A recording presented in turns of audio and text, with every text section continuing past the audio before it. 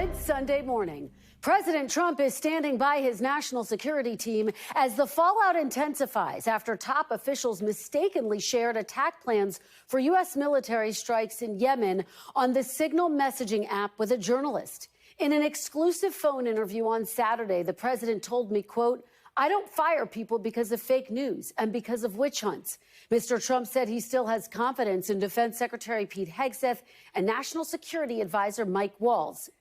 Just hours ago, President Trump called me to tell me he is, quote, pissed off with Russia's President Putin and threatened to impose secondary tariffs on Russia's oil. Quote, "If Russia and I are unable to make a deal on stopping the bloodshed in Ukraine, and if I think it was Russia's fault, which it might not be, but if I think it was Russia's fault, I am going to put secondary tariffs on all oil coming out of Russia." Mr. Trump said 25% tariffs on Russian oil could happen any moment and told me he plans to speak with President Putin this week.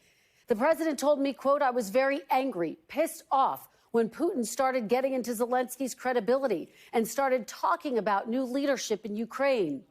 On Iran, the president said he's also considering secondary tariffs if Iran doesn't agree to a nuclear deal. Quote, "If they don't make a deal, there will be bombing, and it will be bombing the likes of which they have never seen before."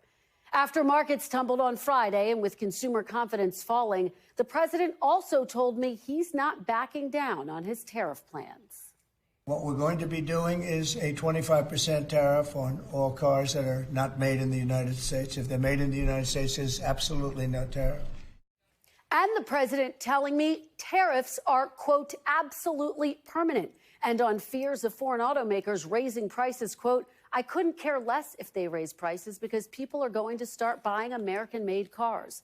And on his vow to annex Greenland, the president saying, quote, "I never take military force off the table, but I think there's a good possibility that we could do it without military force." The White House is still on defense this weekend after the Atlantic editor-in-chief Jeffrey Goldberg says he was added to that Signal conversation by Mr. Trump's National Security Advisor Mike Waltz, where details of the plans for an attack on the Houthis in Yemen were shared with him in real time.